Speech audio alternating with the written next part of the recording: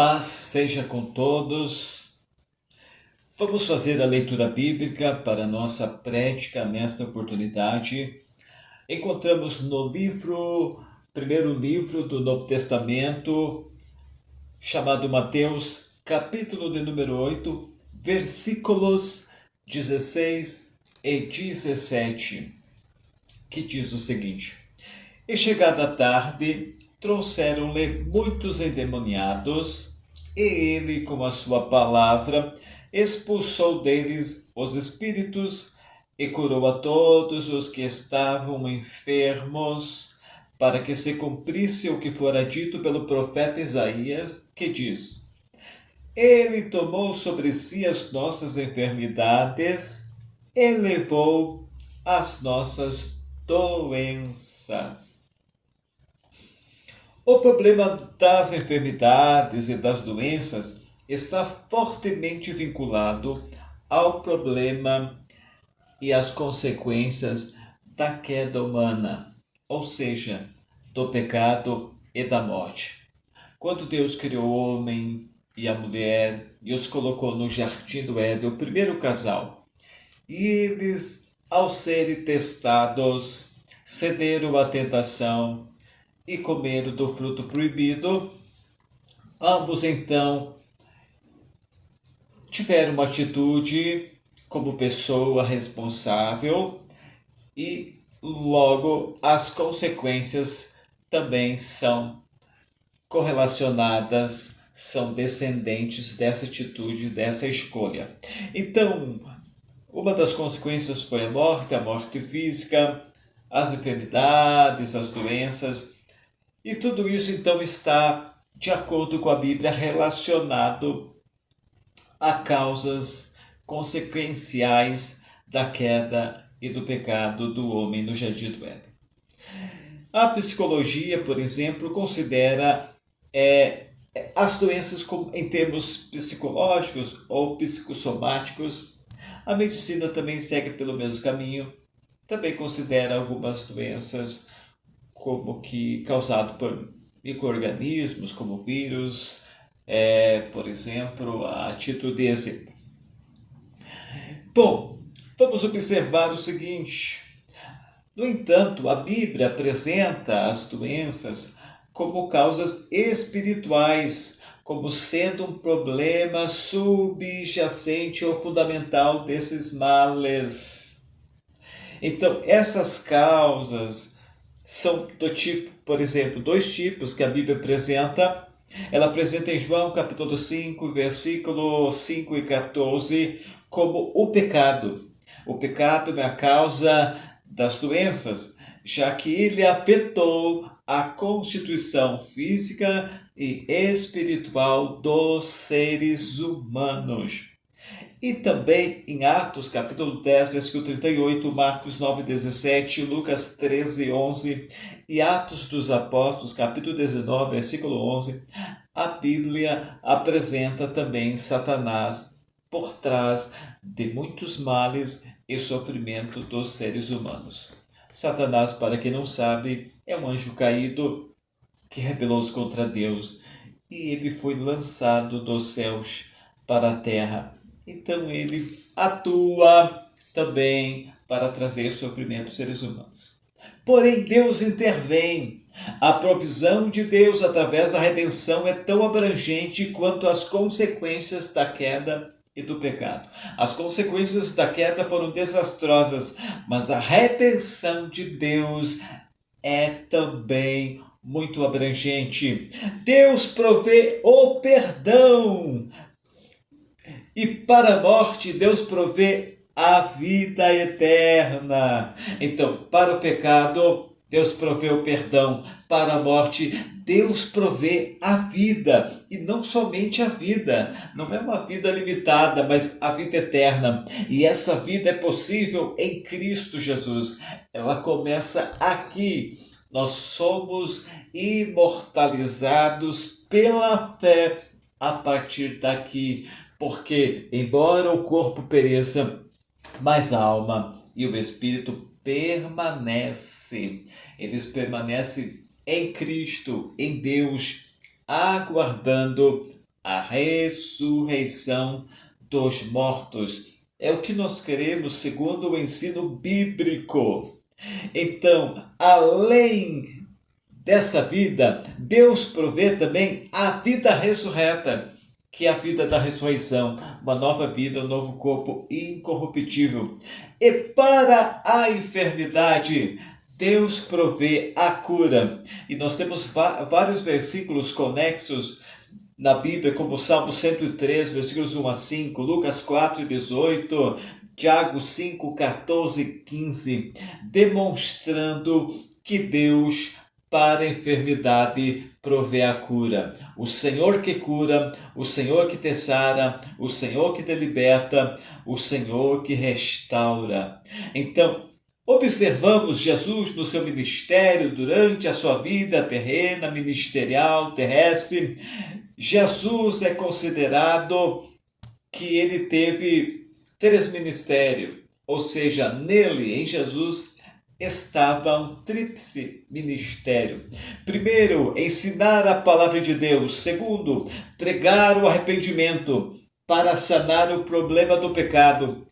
E também apresentar as bênçãos do reino de Deus, entre elas a vida que contesta a morte, a vida ressurreta que vence a morte. E terceiro, curar todo tipo de moléstia, todo tipo de doença, todo tipo de enfermidade entre o povo. Então, creia, acredita no milagre de Deus, porque Ele pode curar.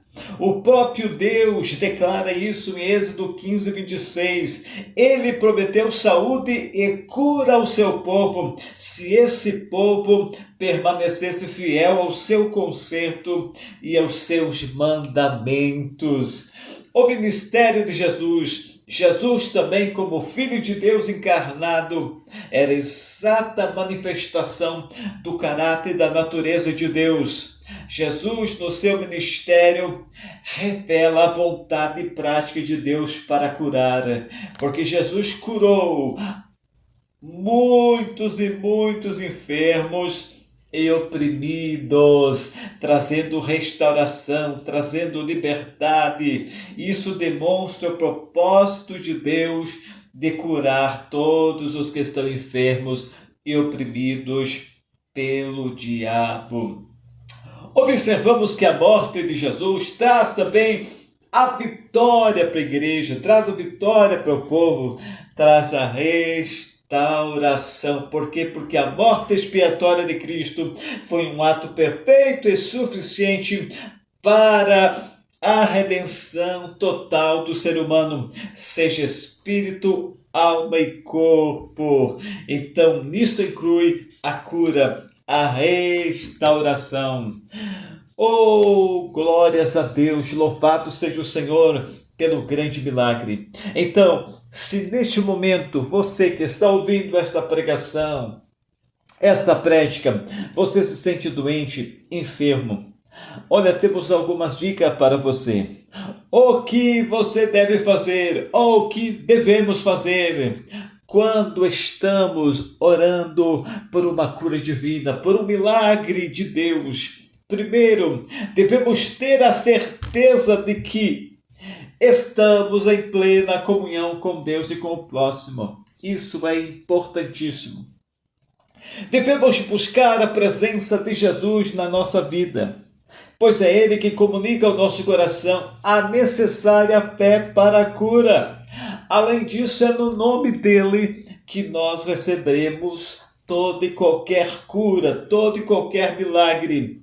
E devemos encher a nossa mente, o nosso coração com a palavra de Deus. Mesmo enquanto a cura não ocorre, devemos continuar permanecendo nele, examinando ao mesmo tempo a nossa vida, para ver que mudanças Deus quer efetuar em nossa vida. Tudo isso é importante nós estarmos atentos, pedindo oração a outras pessoas, a familiares, amigos, a pastores, a presbíteros, a diáconos, a qualquer pessoa que tenha uma comunhão com Deus para nos ajudar em oração, assistir a cultos em que há alguém com um autêntico dom, ministério de cura. Isso é importante. Você vai lá, alguém está com o dom da cura manifestado, e você poderá receber o milagre de Deus. Sempre ficar na expectativa do milagre, sempre confiar no poder de Deus e no poder de Jesus, estar sempre crendo, regozijar-se se caso a cura ocorra. Isso é importantíssimo. Ao mesmo tempo, manter-se alegre se ela não ocorrer de imediato. Às vezes, a cura pode demorar. Saber que a demora de Deus atender as orações não é uma recusa dele às nossas petições, não. Às vezes Deus tem em mente um propósito maior que, ao cumprir, resulta em sua maior glória e em nós resulta em um maior bem. Então vale a pena esperar em Deus para o milagre. Reconhecer que, tratando-se de um cristão dedicado, Deus nunca o abandonará em qualquer circunstância, nem o esquecerá. Ele nos ama tanto que nos tem gravado na palma das suas mãos. Então você pode crer e acreditar no milagre. Queremos dar uma ênfase importante também, que a Bíblia reconhece o uso apropriado dos recursos médicos, como por exemplo Lucas capítulo 10 e 34 e Colossenses 4 e 14, onde há orientação sobre o uso apropriado dos recursos médicos. Então, você pode obter a fé necessária e receber a cura de Deus. Ou você pode também procurar os recursos médicos. Isso também é uma alternativa. Mas para aqueles que conseguem obter a cura pela fé, parabéns. Fique firme, creia, acredite que Deus operará o milagre na sua vida. Tenha fé. Não importa a doença, não importa o problema. Nós estaremos orando neste momento por você. Senhor, nosso Deus e nosso Pai, nós invocamos o teu nome neste momento, o seu nome que é o nome soberano e conhecido em toda a terra. E nós intercedemos por todas aquelas pessoas que estão ouvindo esta pregação e que estão com algum problema. Nós procuramos trazer uma reflexão neste momento para despertar a fé. A fé que gera cura, a fé que gera milagre. Não importa o problema, a dificuldade, a dor, o sofrimento que essa pessoa, que esse irmão, que essa irmã, que essa pessoa amiga esteja passando, atravessando, nós cremos que o Senhor, pela fé, poderá operar um milagre nesta vida, poderá ajudá-lo a cruzar este momento difícil, momento de dor, de dificuldade, de enfermidade, de doença, de sofrimento. Eu sei que é a sua vontade, é a vontade de Deus que o seu povo receba a cura, receba o milagre, receba a restauração, porque assim é o seu desejo. Nós cremos pela sua palavra. Então nós buscamos a ti em oração neste momento, intercedendo pela cura e pelo milagre desta vida que nos ouve neste momento.